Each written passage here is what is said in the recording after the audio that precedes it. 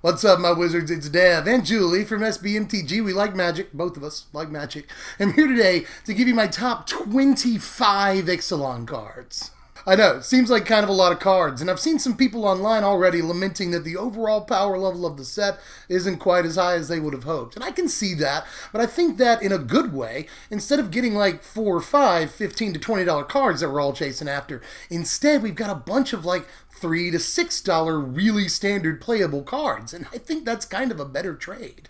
So now that you know how I feel, I think there's definitely 25 cards or more even worth talking about when you're doing a list of the best cards in this set. There's just a lot to speculate on, and even a lot of good cards that are just like obviously good in a vacuum when evaluating them. So I think there's definitely plenty to talk about, but there are some rules for the list as usual.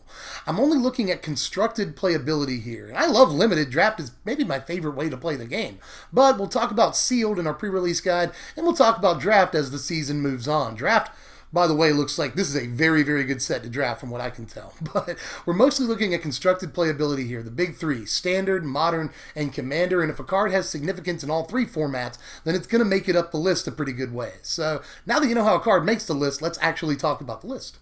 Well, I got some quick honorable mentions that I want to toss up. First of all, Vanquishers Banner. Looks like it has an awful lot of significance in Commander, but I don't know that it's fast enough to break into Standard. That being said, though, the card is obviously pretty powerful in tribal strategies in Commander, and probably, definitely, we'll see some play there, so at least have to bring up the card. A card that I'm going to put in honorable mentions here, and I think could make the list, honestly, is Favorable Winds, which I didn't have on the list for the longest time. But I've seen a lot of people put up Favorable Winds lists and are swearing by them online so far. So if people are really, really attracted to this card, I see why. We got a lot of like 1 and 2 and 3 mana efficient flyers with pretty good text boxes. I'll finish off my honorable mentions here with a couple of tribal legendaries, Gishath and Admiral Beckett Brass. Now, obviously, both of these cards look really good in their respective strategies, so I'm not going to take that away from them. But there are some problems. They're both a little bit too expensive for the decks that want to play them, and more importantly and more damning, they both carry a color that you might not want to play in those synergies. You know, right now, Blue-Black Pirates looks like the way to go over Grixis. Same thing with Dinosaurs. Red-Green Dinosaurs is looking super sweet. Doesn't even need the white, so at the end of the day, will the very competitive Tier 1 versions of these decks even play these cards? I'm not sure, and that's why they're honorable mentions. But aside from that, look how cool they are. But I'll go ahead and finally actually start the list here with my number 25, Kinjali's Sunwing. This is a great replacement for Thalia in the upcoming format. It's not quite Authority of the Consuls, but it's a flying body against Ramanap Red that keeps all their haste guys from swinging the turn they enter the battlefield. All that is specifically so good against that deck that I think it needs to make the list. My number 24 is Deadeye Tracker. This is my pick for maybe card that people are under-evaluating the most, you know, and I know that he's got a slightly higher price tag than that statement would usually allow, but I think that's only because people think they have to have him specifically for the Blue-Black Pirates deck or the Grixis Pirates deck. He's a great one-drop in that, and that's where he'll probably see the most play, but honestly, this guy is utility all the way around in any deck that can carry black, and I'm not saying that he's going to replace Crypt Breaker or that he's going to be the premier one-drop in the format, but I am saying that there's an awful lot of value on this guy if left unchecked. He can get big as the game goes on. He can draw you a couple cards in the form of lands, or against like Godfarer's Gift and Liliana decks and other things that want to manipulate the graveyard, he's freaking fantastic. Even just against like Scrap Heap Scrounger, this is a fine card. So I think there's an awful lot to like about this, despite the fact that it's a little weak to Walking Ballista and all the like, you know, Magma Spray, Shock, whatever. Despite that fact, I still think this is a very highly playable one-drop in the upcoming Standard. My number 23 is Settle the Wreckage. I think this definitely has a high potential to be the sweeper in blue-white. And I know we still got Fumigate, and that deck might actually want that card a little bit more. But I do like that this can exile. That may be important because we've still got things like Earthshaker Kenra that can come back from the graveyard. You know, a bunch of other stuff. Dread Wanderer, Scrap Heap Scrounger, they're all still in the format. We do have to worry about them. So exile might still be a really, really desirable clause. And it's only 4 mana. That beats Fumigate right there. But I don't like ramping our opponent by so much. I think there's an awful lot to like about Settle the Wreckage, but it will have to prove itself if it's going to be better than existing options. Let me just say that. If it's going to be better than Sweltering Suns or Fumigate or Bantu's Last Reckoning or Hour of Devastation, then it's going to have to prove that ramping your opponent by that much is okay. And I'm not 100% sure that it is. My number 22 is Shaper's Sanctuary, mostly because a lot of people are freaking out about this card. I don't think it's a bad card. Not at all. And I know a few people are going to want it a little bit higher up this list. A lot of people are happy about it for both modern and standard play, and there's even commander players that like this card, and that seems pretty obvious too. So I figure it has to be on the list somewhere. For just 1 green mana, getting card advantage whenever they try to kill your guys is obviously a pretty good deal and a decent way to spend your first turn. So I'm not going to put it off the list. It's a pretty powerful looking card. My number 21 is Death Gourd Scavenger, and this could actually end up way higher on the list once we figure out how good it actually is. But whether or not it is a good Magic card is out of the question. This is a fine Magic card. Always good to have an ooze-type creature in Standard. And even though, yeah, we'll get Sentinel Totem, we'll get this, we have pre-existing Graveyard Hate in Standard already, decks like Godfarer's Gift could still try to be a thing. And even if the deck across the table from you isn't all in on graveyard strategies, still highly likely that you'll see Earthshaker Kinras, Scrap Heap Scroungers, sometimes Dread Wanderers, all kinds of other creatures, gods and such, like the Locust God, that can come back, Scarab God, whatever. So, being able to have a guy like this that can pinpoint certain things to take out of their graveyard, always good. It's good on Deadeye Tracker, it's good on this guy, whether you're making him bigger for an attack step, or you're just staying in the game, gaining some life and getting the Earthshaker out of the graveyard. All of those applications are so good, and specifically good against tier 1 decks. So I don't see any way that Death Gorge doesn't see some kind of play. This is a very good Magic card.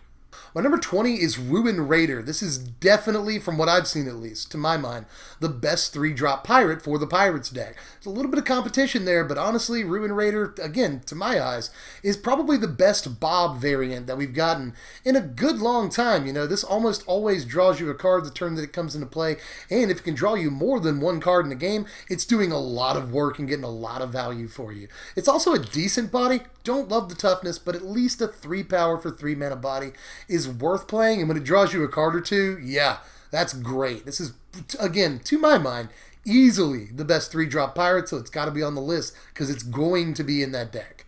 My numbers 19 and 18, for that matter, are both sideboard cards, so they're going to be up the list a little ways, but that doesn't mean I don't think they're impactful. Number 19 is Sorcerer Spyglass, obviously, again, sideboard card, but looks to be pretty important in Standard, if only against gods and stuff. You don't want them activating their Hazoret, you don't want them activating their Scarab God even.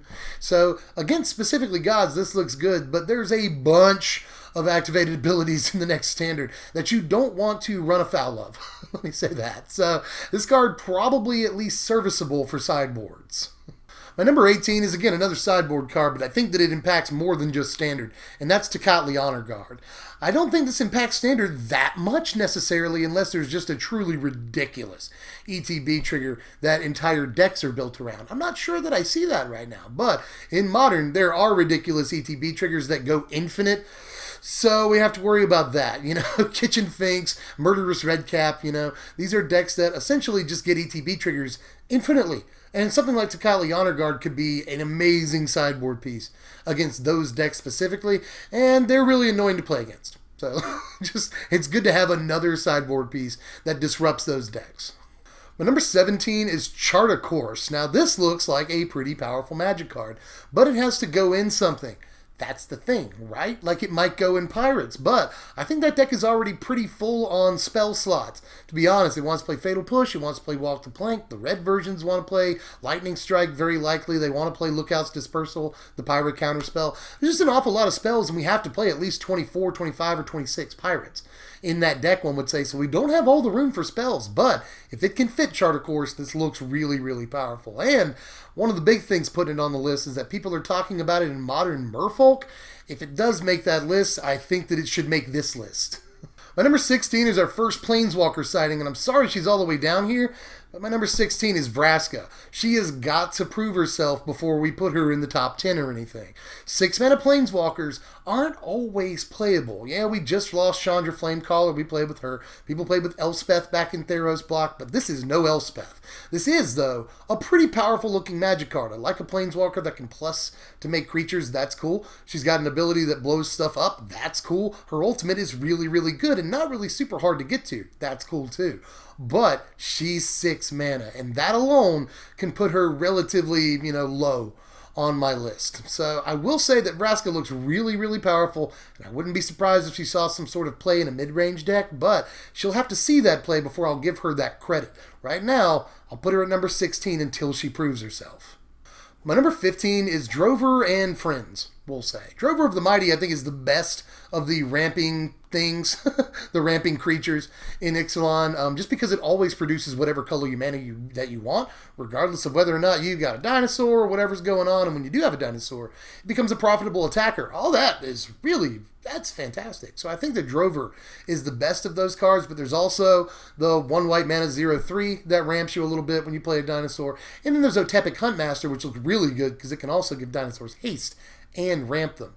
Those look fantastic to me, don't get me wrong, but I again think that Dregher is easily the best of those, and if any one of them is a slam dunk for the Dinosaurs deck, it's definitely Dregher. But number 14 is a little bit possibly surprising, but 14 is Legion's Landing, because I think this is the premier white 1-drop in the format, if not the premier 1-drop, period. In the format. I mean, this creates like a desirable creature. 1/1 lifelink is at least fine. You get a Sacred Cat when you play it. But it's a Sacred Cat that can turn into a thing that creates more Sacred Cats over and over. Like, to me, that's pretty good, honestly. And if you can stick this against control and actually get it to transform, then you're going to give them huge headaches. Really, even mid-range decks, you're going to give them headaches. I'm just a huge fan of this, whether it's filling the board with 1/1 so you can attack into control, or whether it's a defensive card against aggro. I don't mind this at all, you know, just for essentially 1 mana to get you started. That's a great deal. Like, one of the best 1 mana 1/1s ever, period, I would say. My number 13 is Watley. Now, this is probably the card that is highest up the list that is yet to actually find a home in any way. I just don't know what we're going to do aside from, if there is a Naya Dinosaurs deck, playing this in the sideboard, very likely. But I will say that everything this card does is very powerful. You know, the first ability is not incredible or anything, but it is a decent ability. And it can make creatures for 0. That's cool. It makes a big thing for 0. And that ultimate is playable the turn that you play Watley. Sometimes it'll take out 1 or 2 guys on the turn that you play it against smaller aggro decks, which is great, and live to tell the tale occasionally. I think we might have to wait 6 months or a year to see Watley do a thing, but I think it's more or less guaranteed that she will do a thing, considering all the text on this Magic card is really, really good. We're at number 12, and we're already out of Planeswalkers. Here's Jace, Cunning Castaway right here. Now, this card has found a home, sort of. The number one thing that people are wanting to do with this is play it in Blue-Black Pirates alongside Skyship Plunderer, because you can get off a really, really early ultimate that way. Now, I think all that sounds great. Turn for ultimate, that's cool, whatever. But that makes you devote 8 slots to playing what appears to be possibly a subpar Planeswalker to a lot of people. You know, you got to devote 3 to 4 slots to Jace, then you got to devote 4 slots to Skyship Plunderer, and it's not guaranteed that you'll get your Plunderer turn 2 and your Jace turn 3. It's a little unreliable. I'm not sure that that's the way to do it, but that's one of the interactions that everyone's really excited about right now, so I at least have to bring it up. Outside of that Pirates deck, I don't know that I necessarily see a home for Jace, but I will say that 3 mana Planeswalkers that can create creatures are probably at least worth taking a look at. So I'm not going to leave Jace out in the cold. I think this is probably good, if only because it's 3 mana and can make dues and can draw cards. So I just think, yeah, it's going to be entirely possible that this is a much better Magic card than I'm originally giving it credit for. Because on pure stats alone and mana cost, stuff like that, there's a lot of like raw power in this card. But will it be good enough in a given shell to really see play? Time will tell. My number 11 is Field of Ruin, just because, like, better Ghost Quarter, I'm going to really, those are hard air quotes, better Ghost Quarter definitely deserves a spot on the list. And I, again, take that with a grain of salt. A lot of people are calling it better Ghost Quarter, I don't know, but it does get you a land, that's cool, you know. And it might see some form of commander play. For, you know, group hug decks, because I really like the interaction that all players search up a land. Sure, you're down a land, they're down a land, whoever you targeted, but all your other people, all your other opponents can go search up a land free of consequence. I think it's cool in sort of a group hug way, so I like it in Commander, but also it might make a splash in Modern, and it might make a splash in Standard, because lands like this very, very often do, at least from a historical standpoint. So I don't see this being a bad card. Let me just put it that way. My number 10, all the way up here is Kopala, Warden of Waves. If only because she's going to replace Kira, in Modern. Especially considering a lot of Merfolk decks will play Kira, and now we can actually play Kira with the correct creature type. That's really, really important for Modern Merfolk. So I like that in and of itself. Even Legacy Merfolk can play this card. So huge fan, although we may have to wait 4 to 5 months or so, whenever Rivals comes out, to really get some standard playability out of this card. I don't think that Merfolk is a top-tier tribe. I think we're looking at Pirates and Dinosaurs, and then Vampires and Merfolk are kind of down here, where the other two are up here, Rivals of Ixalan may change all of that entirely. This card could get way, way better once we see some more Merfolk in Standard, but it already has enough significance in other formats that I think it should be on the list. My number 9 is Siren Storm Tamer, and you may have noticed that there's a bunch of uncommons on this list. Well, there's a bunch of uncommons on this list. As a matter of fact, the top 10, half of the cards are not rares or mythics, so buckle up for that. There's a lot of value at the uncommon slot in this set, which I freaking love, by the way, and this is a great example of that. My number 8 is Carnage Tyring. A lot of people would probably want this card to be even higher up the list. I know this isn't a lot of people's top 3 or top 5, but I think there is a pretty sizable debate here of whether or not this is a sideboard or main deck card. Maybe 1 or 2 in the main deck, 1 or 2 in the sideboard. Don't go over 2 or 3 copies. I definitely wouldn't play 4. Between the main deck and the sideboard. But this does look like a death knell for control, specifically blue-red control, that doesn't really have any answers to this. They could try to bait you into blocking a Torrential Gearhulk, and then second main phase like Sweltering Suns or Hour of Devastation or something. But that's really the only option. Blue-white control has Settle the Wreckage and Fumigate and stuff. Those are fairly effective cards, I would imagine, against Carnage Tyrant, but the traditional blue-red control shell that we've seen for really the past year now doesn't have a whole lot of options against this, and just for that reason, I think it should make the list, because it almost denies an entire deck's existence in some ways. My number 7 and my number 6 are both lands. My number 7 is Unclaimed Territory, if only because there are going to be really important tribal strategies in this format. There's going to be dinosaurs. There's going to be pirates, at the very least those. But maybe when we get some support for vampires, maybe get some support for merfolk in the next, after the next set releases, this card will get even more important. Just Unclaimed Territory is going to be a 4 of in every tribal strategy, pretty much guaranteed. This is going to be a necessary land in a lot of decks, so it definitely goes on my list. As far as I'm concerned, mana fixing is one of the most important things in the game. And with that in mind, my number 6 is check lands. We get these back, and they're really important, you guys. We lose a lot of lands that we really like. We lose the battle lands. People call them tango lands. We lose the shadows duels. That sucks really hard, We lose a lot of stuff. So we need some really good dual lands, and these have always been really good dual lands. At least all the times I've played with them, because this is not the first time they've been in Standard. These are always good and relatively cheap dual lands. So glad that they're back. They're going to be in nearly every deck for the next couple of years, so they should be on the list. My number 5 is, somewhat surprisingly, Walk the Plank. I was not super stoked on this card when I first saw it. I didn't like the sorcery speed. I don't really like the double black that much, and those are still problems with the card, definitely. That said, I think Walk the Plank is just a good Magic card, purely. It's going to take out a lot of things that we don't have a whole lot of other answers for. Jah Raptor being a huge one, by the way. Foreshadowing Jah Raptor's appearance on the list. He'll be there. But anyway, Walk the Plank is going to be a good answer for a large variety of creatures in the format. So definitely think that it earns a very high spot on this list, because it's one of the more premier removal pieces that we're going to have access to. I'm serious. My number 4 is Registrar Alpha, and I really want this card to be number 1 or 2, honestly, but just the presence of Glorybringer in the format does bring this card down slightly, but I don't think it destroys the card entirely. There were a few people online claiming that just the existence of Glorybringer makes Registrar Alpha not good, but that's like saying that the existence of, say, Lightning Strike makes Thragtusk bad. Thragtusk will still leave behind a 3/3. Just like this, if it gets Glorybringer, will still leave behind a 3/3, which is really important value, by the way. Jah Raptor on turn 3, into Registrar Alpha turn 4, sometimes into Carnage Tyrant turn 5, is an absolutely bonkers turn sequence. So, just the fact, I don't think this is better than Glorybringer, and Glorybringer shuts it down. But I will say specifically in the Dinosaurs deck, this is probably the best or second best Dinosaur. So it's going on the list definitely, because I don't see anything keeping red-green Dinosaurs out of top tier status, to be honest with you. This card's a big part of that. My number 3 is a common, amazingly.